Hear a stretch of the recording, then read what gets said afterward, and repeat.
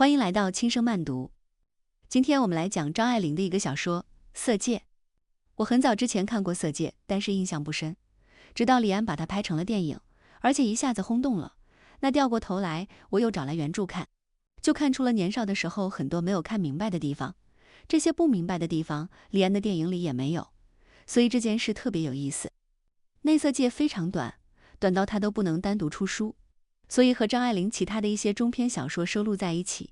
在《怨女》这本书里，她的故事讲的是一群爱国的大学生，为了刺杀汪精卫手下的特务头子易先生，就使了一个美人计，派出了女大学生王佳芝。这是学校话剧社团的当家花旦，她来假扮一个香港的少妇。就在王佳芝马上就要得手的时候，这个女人却反悔了，最终被反杀。就是这么一个故事。那先来说说原著，《色戒》是张爱玲在1950年写的，这么短的一个故事只有1万多字，可是到1977年才发表，经过了20多年修改改。那为什么这么一个小故事要拖拖拉拉写了27年？张爱玲自己说，这个故事曾经让我很震动，所以心甘情愿一遍一遍的修改。在改写的过程中，丝毫都没有意识到30年过去了，爱就是不问值不值得。没想到吧？这句话你很耳熟，张爱玲的经典的金句，爱就是不问值不值得，竟然是出自这里。说句老实话，我看过《色戒》之后，跟张爱玲其他的作品来对比，它不算是最好的，但是《色戒》很值得一讲。为什么呢？因为它很有意思。我们可以把它看成3个版本。第一个版本，《色戒》里面的男主角和女主角易先生、王佳芝。第二个版本，《色戒》这个短篇故事是有原型的，原型里面的2个人曾经轰动上海滩，女人叫做郑平如，男人叫做丁默村。这是一个女刺客和汉奸的故事，非常精彩，后面我会讲。那第3个，就在这个故事的背后，其实隐藏了张爱玲和胡兰成的关系。所以一个色戒就像是俄罗斯套娃，一层一层装起来。这也就让李安看过这个故事之后，就惦记了好几十年，直到把它改编成电影。1万多字的小说拍成电影竟然有2个半小时，就是加了很多戏。一个人的有意思的地方，就看他加戏加在哪里，我们之后会专门讲。那2007年的时候，《色戒》的电影上映，那当年真是现象级影片。如果你是00后，我原谅你，你根本不知道这件事。我还看到那个著名的学者，也是张爱玲研究专家徐子东老师，就说他当时在香港，他就接待朋友们，然后一波一波的去陪他们看。他说后来看过了，我就在电影院里干什么呢？观察身边朋友们的反应。他说很多这个男人看《色戒》那个版本的时候，都会半张着嘴。那为什么呢？这个就是李安家的内容。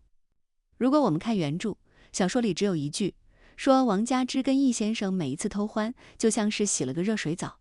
可是在电影里，这个热水澡就变成了3场戏。这3场床戏，对于理解王佳芝的心理转变是很关键的。那么第一场，男人完全主导，是一个霸权式的，他非常不愉快。那么第2场就打了个平手，而且看得见那个特写，就王佳芝在微笑，就有快乐在里面了。到了第3场戏，这个女生已经占据主导了，就是这个时候完全她可以把控得住易先生了，就意味着什么？可以暗杀了。但是她最后手下留情，放走了易先生。看过电影就会发现，李安比张爱玲要暖。张爱玲的作品很冷，是骨头里透出来的冷，叫心灰意冷。所以在小说里，易先生最后决定杀掉王佳芝，他不动声色，而且他觉得这个女人，你看她喜欢我，她是真心爱上了我，我要是不杀了她，她也不会喜欢我的，可真的是无毒不丈夫。但是在电影里面，李安的镜头里，易先生要杀掉王佳芝，这是有很多的心理斗争，直到最后就王佳芝已经死了，易先生就坐在他们2个人睡过的床上，就抚摸那个床单上的皱褶，那一刻还挺让人心软的。所以就在电影里面，易先生的扮演者是梁朝伟，也就是说，在电影里面，你看到梁朝伟扮演的易先生最后决定杀掉这个女人，你可能会有那种他不杀不行，所以你就能够对他有一点点理解。这就是李安的暖。包括如果你去看原著，你就会发现李安电影里的很多细节，在张爱玲的笔下都是没有的，或者是一笔带过。但无论是李安还是张爱玲，他们都强调了一个很重要的事情，就是什么是色戒。一旦这件事开始了，你就是不能停下来的。哪怕明知道最后是一个悲剧，你也只能眼睁睁地朝着那个悲剧一步一步地走。这就是色戒的可怕之处。那为了让大家更清晰地了解这个故事的情节，我先罗列一下色戒的人物谱。女主角王佳芝，她是谁呢？岭南大学的一个女学生。那王佳芝在学校里面是演过慷慨激昂的爱国历史剧的，是剧团的花旦，而且她的这个演出很成功，所以她特别沉醉于这种演出表演。你看，有表演欲望，而且入戏很快，这个其实就是当特务特别重要的一个素质。那后来广州沦陷了之后，岭南大学就搬到香港，借港大的教室上课，所以王佳芝不是香港大学的学生。书里有一句话说，不免有寄人篱下之感。为什么寄人篱下？就是国破山河在，就他心目中还是有家国情怀的，所以才会去做出色诱易先生，心甘情愿地把自己当诱饵，去使美人计，决定干什么呢？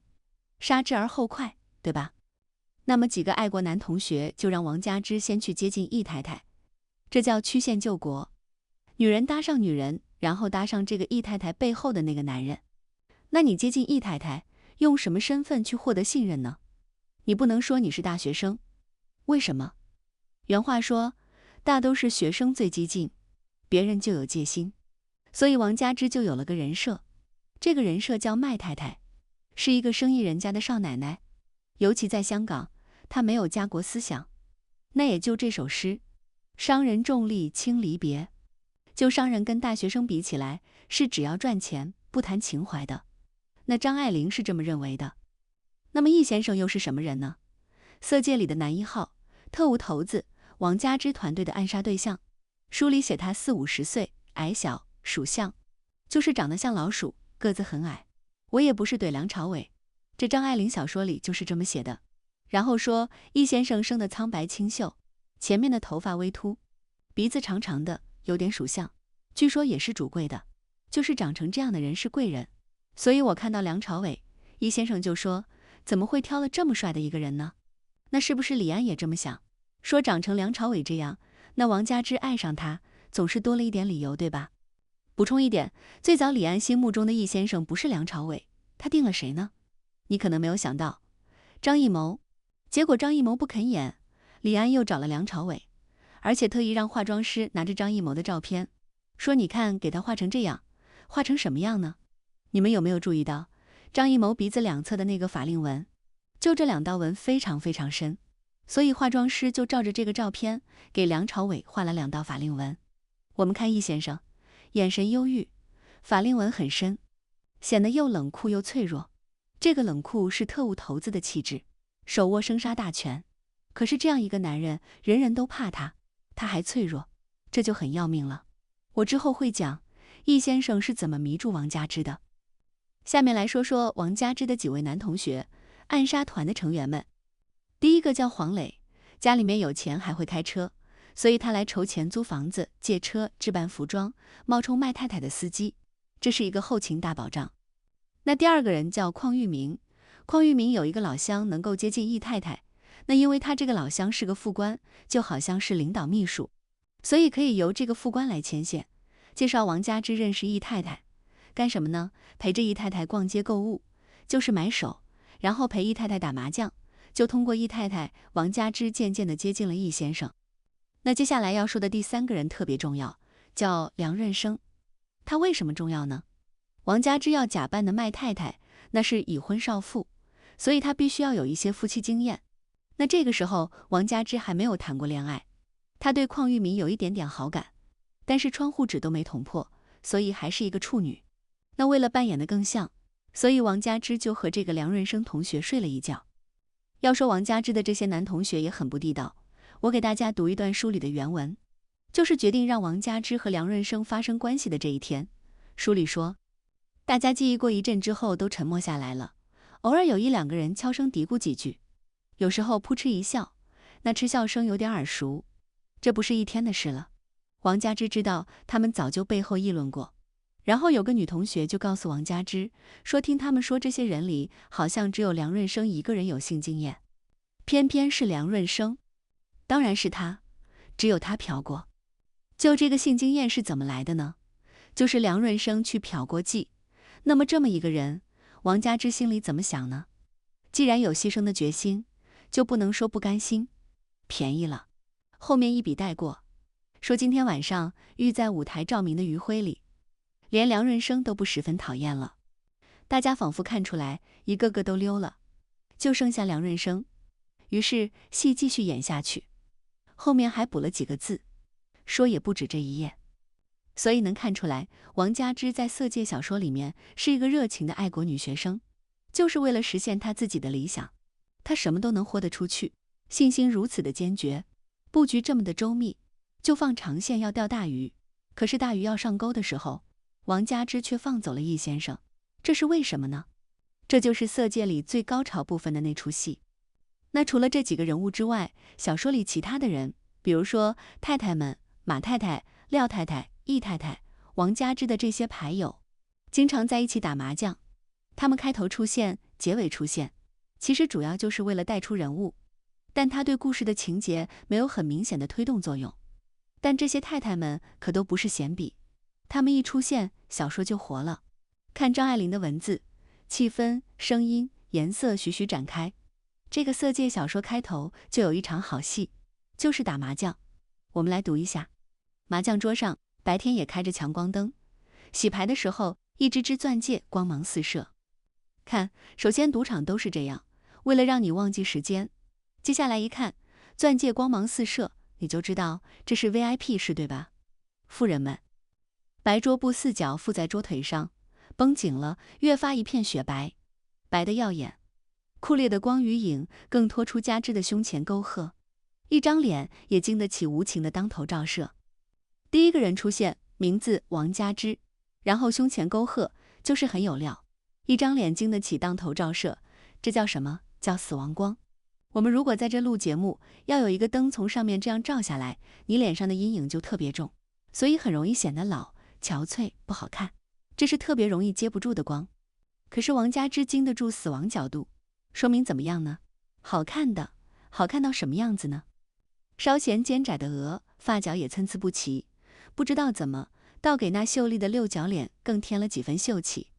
你看，首先她不是网红脸，她叫六角脸。后来李安选了汤唯来演王佳芝，我就一直盯着她的脸看。我不知道什么叫六角脸，但盯着汤唯你就知道，这张脸和网红脸长得是很不一样的，对吧？辨识度很高。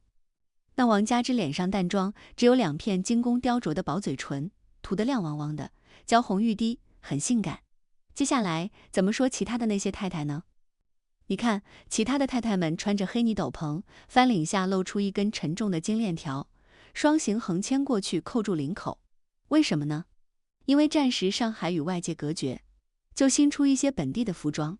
沦陷区金字畸形的贵，这么粗的金锁链价值不资，用来代替大衣纽扣，不粗不俗，又可以穿在外面招摇过市，所以成为汪政府官太太的制服。也许还是受重庆的影响，觉得黑色的大衣最为庄重大方。接下来就说到了易太太，她是在自己的家里，那没有穿那个黑大衣，但依然坐如钟。她跟王佳芝2年前是在香港认识的。就这么短短的一个开头，我们就能看到时装，这是张爱玲特别爱用的一个符号。这个时装背后是什么呢？是时代呀，还有人的身份。太太们都戴着大钻戒，然后牌桌上面简直就是鸽子蛋的展览会，只有女主角王佳芝没有钻戒。那么王佳芝最后为什么会放走了易先生，就跟钻戒有关。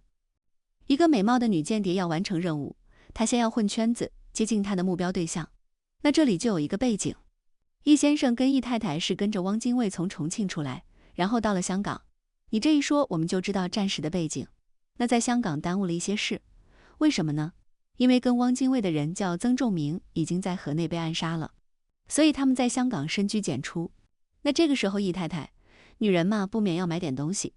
到了香港其实是购物天堂，有很多在上海买不到的货物，所以她买东西的时候就需要有一个人帮着她当导购。为什么呢？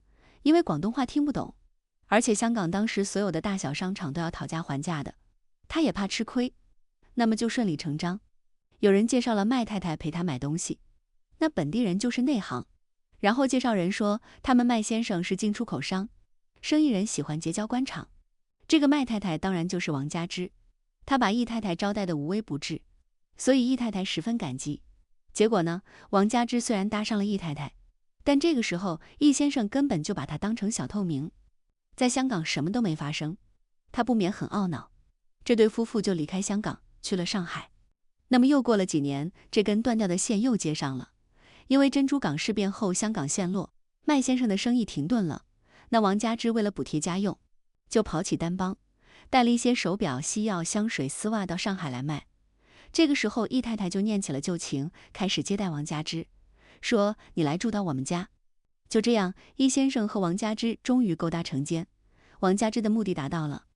那我们就来想一想，一个特务头子，什么事情没有经历过？那么年轻貌美的女子少妇，为什么会爱上我呢？易先生有没有这样怀疑过？当然有，所以他很谨慎。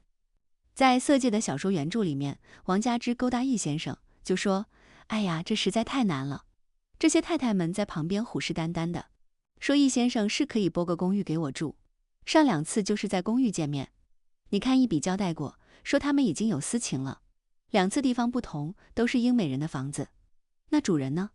主人进了集中营，就能看出易先生现在的地位和权势依然是非常了不得，但是反而更难下手了，因为你不知道他什么时候要来，你也不知道这个计划能不能安排妥当，你也不知道他会在什么地方来，所以一直很为难。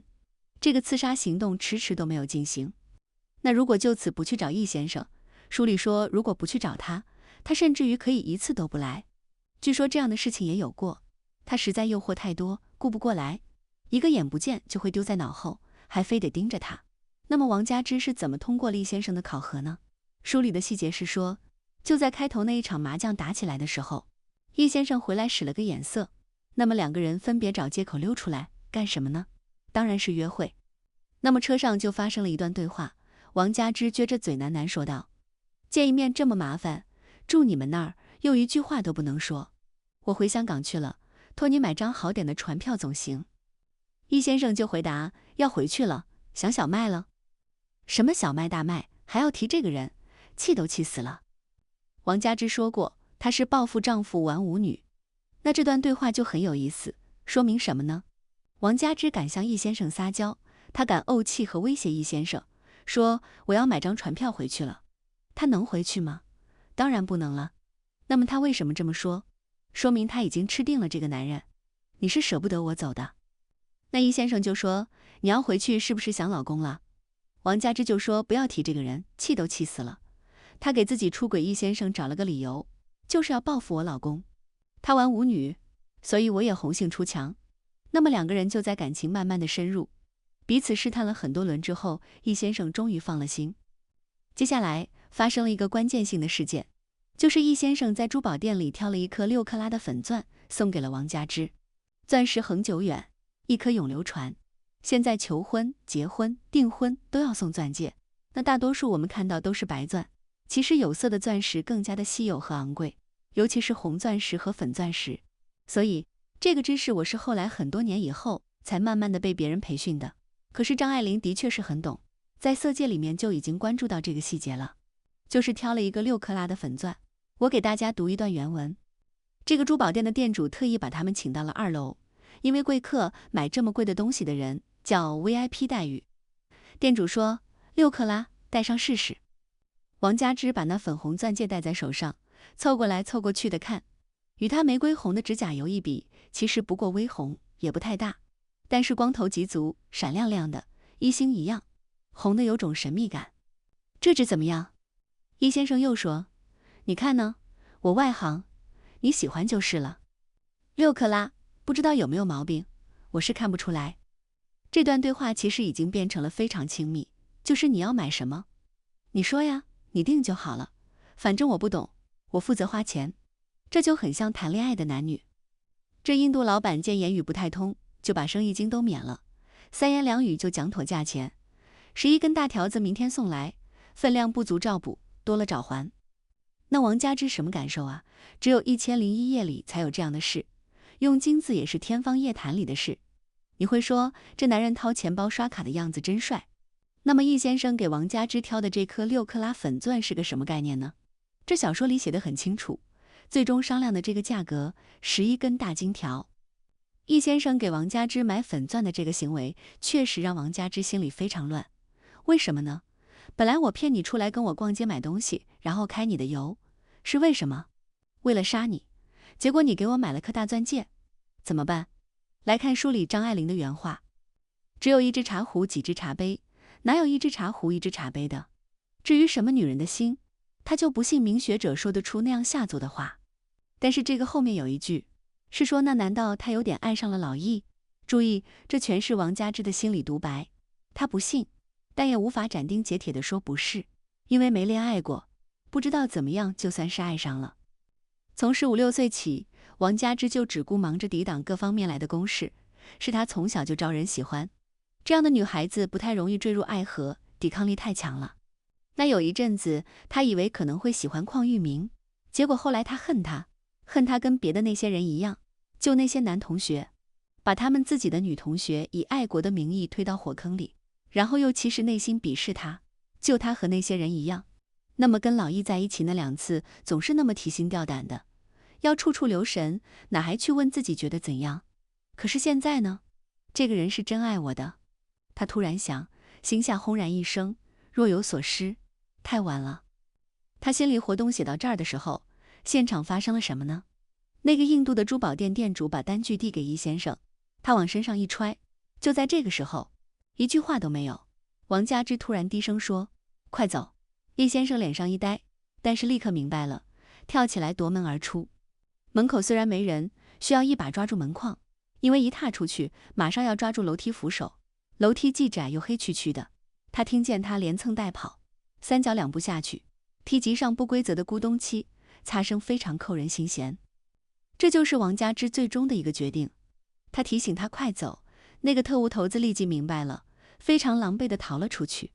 但终归是逃了，太晚了，他知道太晚了。他为什么要放走易先生？在这个小说里，不是王佳芝被易先生精神控制了，他也不是贪财。那么在这一刻，小说里的王佳芝心里有一句话，说这个人是真爱我的。对一个女人来说，这样的理由可能就够了。小说里这样写，易先生逃走了以后回到家里，那个麻将桌上的牌局还没有结束，他站在自己的太太背后抽了支烟，看着他们又打了一圈，毫无睡意。他说今天真累着了，一直坐在电话旁边等信，连晚饭都没有好好的吃。易先生在等什么信呢？他一脱鞋，马上一个电话打去，把那一带全部封锁起来，一网打尽。不到晚上10点，通通枪毙了。他就是在等这个女人死掉的讯息。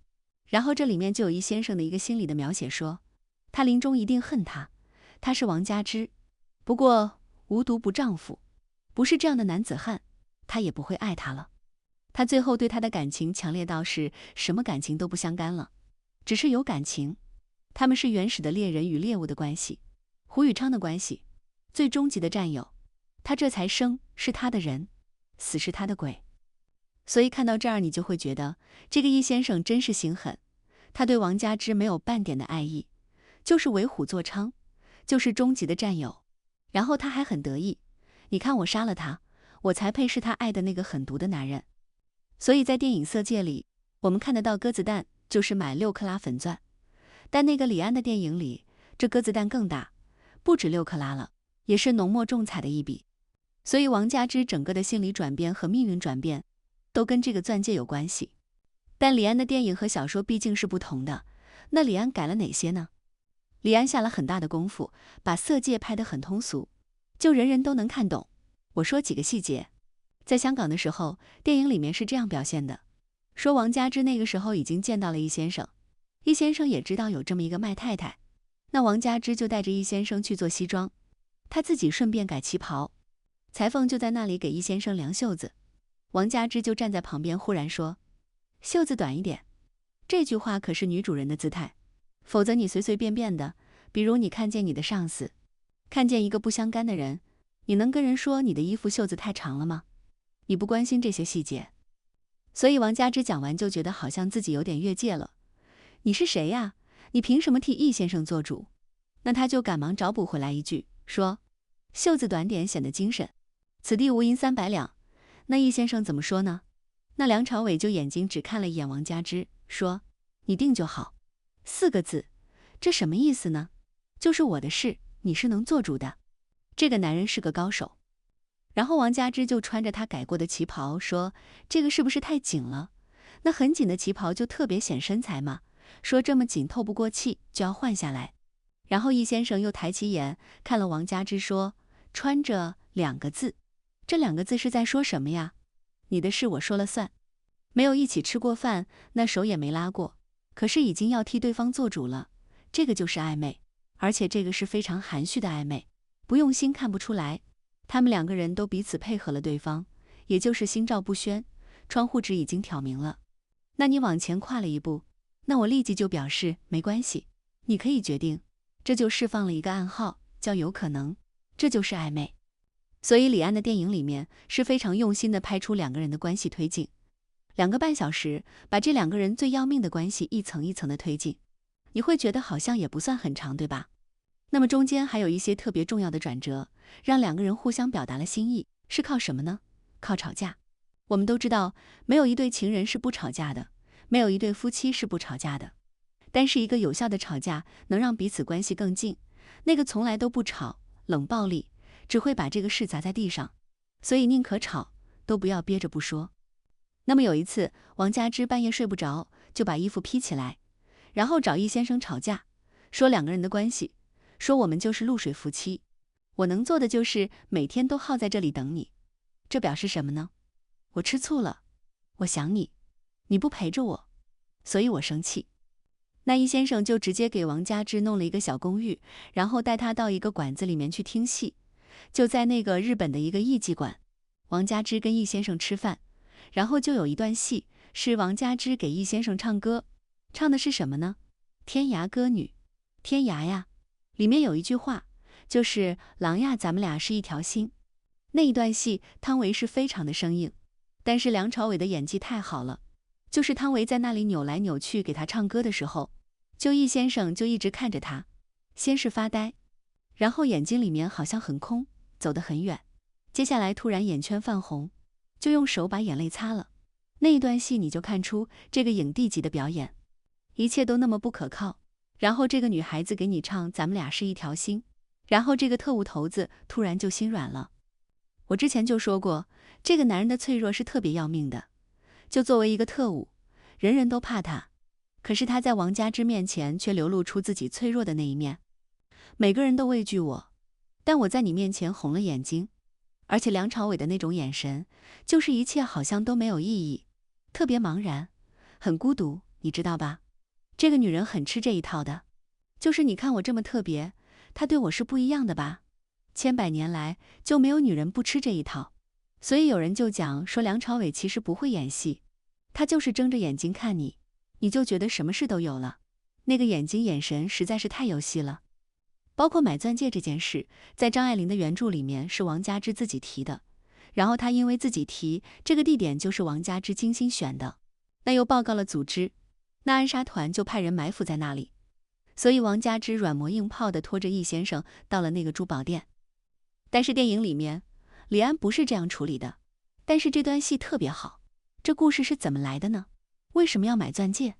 就是有一天，易先生就跟王佳芝说，你给我办一件事，然后他交给王佳芝一个信封，说你拿着这封信去找一个人，反复叮嘱你要保密，这件事就你跟我之间知道。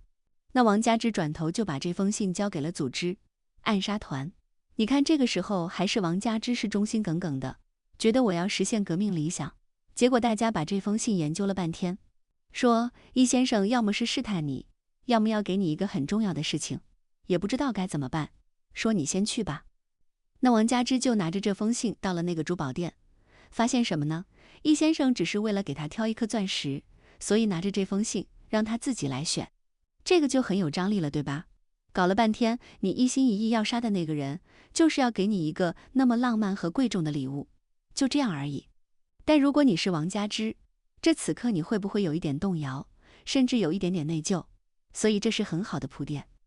那等到取戒指的那一天，易先生的表现简直是完美情人，阳光灿烂，青天白日，走在大街上，这个男人是揽着王佳芝的。所以在原著小说里，张爱玲就说，这个就是陪欢场女子买东西。易先生是老手了，此刻的微笑也丝毫不带讽刺性，不过是有点悲哀。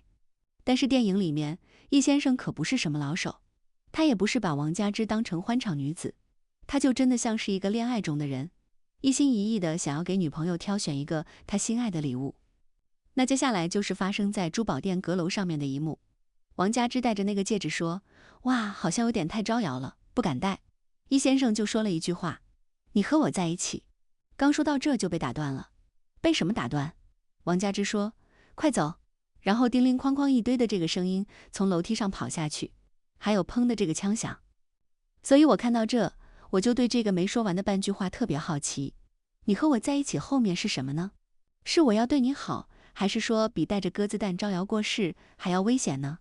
还是说我们会怎么样呢？不知道。就这半句话，具有无限故事和想象空间。那这里面最动人的词叫做在一起。如果你说王佳芝恋爱脑的话，那么在一起就是很重要的承诺。此刻他就是会觉得这个叫易先生的男人是跟他在一起的，他就忘记了这个人是个特务，忘记了这个人冷漠。但小说里，易先生显然只是把王佳芝当成一个艳遇，到最后还很自恋的想，他临终一定很难。不过无毒不丈夫，不是这样的男子汉，他也不会爱她。所以张爱玲为什么那么冷？就是《色戒》这个小说，其实是在张爱玲跟胡兰成分手之后，历经20多年才完成的。这中间她不知道修改过多少次，为什么呢？就是不断在回想。所以等到这个小说发表，我们再看结尾易先生的这个态度，我就觉得张爱玲一定是不爱胡兰成了。时间越久，越想就越觉得不爱。那个不爱看上去是一下子来的，其实不是，是千疮百孔的失望堆积起来的，叫不堪回首。所以和张爱玲比起来，李安是暖的，因为张爱玲笔下的故事并没有发生在她身上，所以他就让易先生对王佳芝动了点真心。那到这里我们其实讲了《色戒》的2个版本，但《色戒》这个小说它是有原型的，这是《色戒》的第3个版本，也是最精彩的一个套娃。那这个故事是真实发生的，男人叫丁默村，女人叫郑平如，真的就是汉奸和女刺客的关系。所以《色戒》的电影轰动了之后，一度还引发了很多的争议，好多人在替郑平如抱不平。女主人公郑平如，她曾经被称为最美女间谍，不管是不是最美，你看这几个词，美、女人、间谍，听起来就惊心动魄，很刺激。那她要刺杀的人是谁呢？叫做丁默村，就是《色戒》里面的易先生。在电影里，因为易先生是梁朝伟演的，梁朝伟有点太迷人了，所以易先生看起来简直就像是迫不得已做了汉奸，很容易引发这个莫名其妙的同情。但是回到真实的历史中，丁默村本人这是一个极其纯粹的卑鄙的小人。丁默村1921年加入了社会主义青年团，和中共湖南党团组织取得了联系。你没看错，他一开始是亲共的，然后到了1924年，他又加入了国民党。在国民党里面做了一段时间之后，他和戴笠不和，所以仕途就不顺了，他又转身投奔了汪精卫。你看，就他这几个转身，你就发现这个人就非常善于叛变，对吧？他不能够忠心。那么投奔汪精卫之后，丁默村就成立了汪伪政府的76号特工部。我们知道历史的人知道蓝衣社，对吧？那丁默村就是这里面的1号人物。我原来在电视台的时候做过这个纪录片，还专门来看丁默村都做过些什么，就是他带着这些特工制造了很多的血案，非常的冷酷。所以日本的记者曾经把丁默村称为婴儿见到他都不敢出声的恐怖主义者。那么当时他就被起了一个外号，叫丁屠夫，就是这个人多么的冷血，对吧？那王佳芝的原型郑平如要刺杀的就是这么一个恶魔头子。郑平如和王佳芝是完全不同的出身。在小说里，王佳芝身世很飘零，但郑平如可真的不是，她简直是名媛。她的父亲是革命党人，曾经在日本留学，追随过孙中山。那1928年之后，郑平如一家就跟随父亲回到了上海。在复旦大学，他的爸爸担任法学教授，郑平如可是个混血，中日混血。郑平如的妈妈是日本的名门闺秀，而且参加了这个地下组织抗日反战。那郑平如，你看，精通日语，混血，上海名媛，长得美，她还上过当时特别重要的那个时尚杂志，生活方式杂志叫良友，她是良友的封面女郎。郑平如有一个未婚夫，高大帅气，是个空军飞行员。所以郑平如是不折不扣的白富美，手里一把好牌。那从13、14岁开始，郑平如因为就是跟随自己的父亲，他就待在父亲的办公室里，其实是见识很多的。他可以听见一些外面听不见的秘密，然后他知道各种情报是怎么来的，一些神秘的人物，他们是怎么开会的。那这个小姑娘就观察这群人，那这群人也在观察着她。那郑平如是谁发现的呢？中统。中统就认为这个女孩子是个绝佳的间谍材料，然后就向她发出邀请，说你加入我们吧，可以更好的抗日，更好的报效祖国。没有一个明确的资料可以告诉我们说郑平如为什么会做出决定要当间谍，只知道她顺其自然的答应了。我在想，可能还是出于那种女孩子浪漫的想象，而且觉得做这件事情似乎是很刺激又很有意思，非常挑战。她没有想到很多严重的后果。但是郑平如在加入到这个间谍组织里面之后，她的工作是非常出色的，她获得很多情报，最重要的就是汪精卫要叛国。1938年底，汪精卫即将叛逃越南，这个消息是谁先知道的？就是间谍郑平如。他立即就给重庆发了一封加急电报，就是成为了预报汪精卫叛国的第一人。但是当时大家都小看了他，认为一个小小的女孩子，你怎么可能得知这么重要的情报？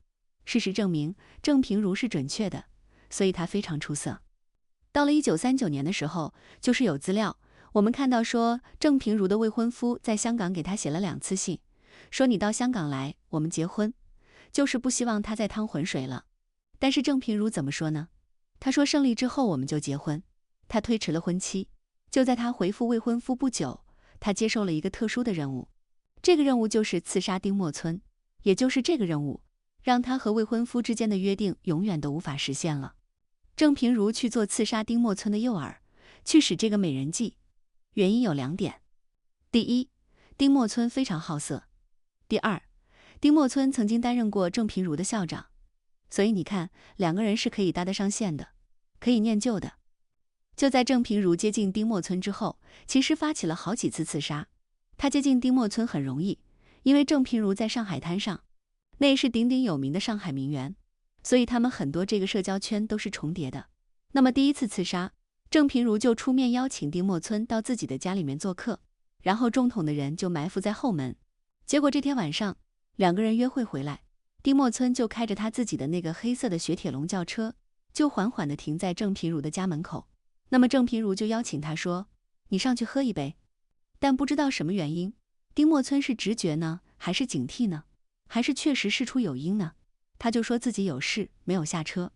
不管郑平如怎么邀请，就没有上楼。所以这第一次刺杀埋伏好了，没有实施。第二次就来了。那第二次的这个刺杀，就和色戒里写的差不多。郑平如说，亲爱的，我要你给我买东西。买什么呢？不是鸽子蛋，是貂皮大衣，也很昂贵，对吧？他就拉着丁默村去西伯利亚皮货行，就是这个西伯利亚皮货店，现在在上海还有。在色戒里面，那个街景也出现过。那么就在皮草店的外面埋伏好了中统的人。但是跟色戒里面不同的是什么？郑平如绝对没有临时叛变，临时心软，临时恋爱脑放走了丁默村。就是郑平如所有的计划都很周密，然后也都进行了，但是他的猪队友实在是太不给力了。当时中统埋伏了2个枪手，这2个枪手就在那皮草行外面，就瞄准了丁默村。如果崩一枪把丁默村打死了，这个历史就改写了。可是你知道发生了什么呢？那个玻璃反光，然后2个枪手就特别的白痴，始终没有办法瞄准丁默村。他就靠那个窗户越来越近，越来越近，反复的朝里面看。结果丁默村就发现了外面有埋伏，就暴露了。丁默村正在挑皮草，忽然掏出了一叠钞票扔在桌子上，说你自己挑吧，我先走了。然后飞奔逃跑，就和易先生逃跑的状况一样的，切咔嚓的走了。那外面的枪手就没打着。但这个时候你们想想，郑平如难道不暴露吗？就是显然已经暴露了，就知道他是西施，是个间谍。但是郑平如怎么办呢？他还决定背水一战。我觉得其实有的时候也是没办法，就是丁默村知道了你是美人计，你来刺杀我，那你跑得掉吗？你跑得掉，你的家人跑得掉吗？家人跑得掉，你还有这么多朋友，怎么办呢？所以郑平如并没有逃跑，她就怀里揣着一个手枪，勃朗宁手枪，打扮得花枝招展的。第3次约丁默村出来，说我们约会一起过圣诞。她想在约会的时候自己亲自下手，刺杀丁默村。就是这一次，她就被抓了，就被捕了。被抓了之后，大家在审判这个小姑娘。不管怎么审，郑平如一口咬定这是情杀，因为丁默村跟我好，然后他又劈腿跟别的女人好，所以我嫉妒，我就雇了凶手要杀他。也就因为这样，有一度那个报纸上就把郑平如描写成一个交际花，因为迷恋上了汉奸，所以最后丢了性命。当然这是非常不公平的。在1940年的2月，就一辆车驶向上海的郊外，目的地是荒野，那里有一个已经挖好的深坑。到了那儿，郑平如就被拖下车。这个时候他多大呢？22岁。他是被枪决的。要杀他的特务把他拉下车的时候，你说这个姑娘不怕吗？她怕，她已经哭花了脸。然后临死的时候，郑平如就把脸擦干净，她不哭了，她就很镇定地对着那个刽子手说你帮帮忙，打得准一点，不要把我弄得一塌糊涂。3声枪响，世间从此没有郑平如这个人了。所以听了这个故事的历史真相，我们就知道，郑平如当然不是色戒中为情所困的王佳芝。那么在50年代，张爱玲从自己当时的恋人胡兰成口中听到了这个故事，然后张爱玲就一直把它放在自己的心里，最后写下了色戒，然后李安又把它搬上了大屏幕，让很多的人都知道了色戒。那么如果回到郑平如的现场去，对于他的结局有一个说法，是说丁默村原本是不想杀郑平如的，毕竟他还有点怜香惜玉，想要留这个女人一条活路。但是谁不同意呢？太太们，76号特工部的太太们主张杀一儆百，就他们早就恨透了这些小妖精老来招惹自己家的男人，然后又借着这个刺杀的理由，就是一定要把郑平如杀掉。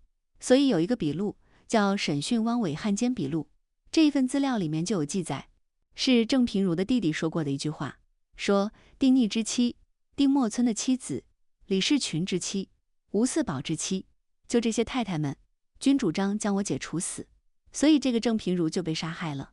那丁逆指的丁默村，李士群是76号特工部的2号人物，那吴四宝是警卫队长。好多人现在已经不知道了这些人到底是谁，但这里面有一个细节特别有意思。吴四宝的老婆还挺有名的，叫做佘爱珍。我给大家捋一条故事线。1944年，胡兰成认识了张爱玲。1947年，张爱玲给胡兰成写了分手信，给了胡兰成30万稿费，从此一刀两断。1950年，张爱玲30岁，她想起胡兰成曾经给她讲过的郑平如的故事，她就以这个故事为原型，她开始动笔写色戒。这个故事写了27年。那么1954年，张爱玲在断断续续地写色戒，那吴四宝的老婆佘爱珍逃到了日本，她也是身背着汉奸的骂名。她遇见了一个人，这个人就是胡兰成，他们2个在日本重逢结了婚。今天就到这里，色戒的3个版本，历史意味深长，细节惊心动魄，故事值得反复再看。如果喜欢这样的分享，也请点赞订阅，这将对我有很大的帮助。那我们下次再见。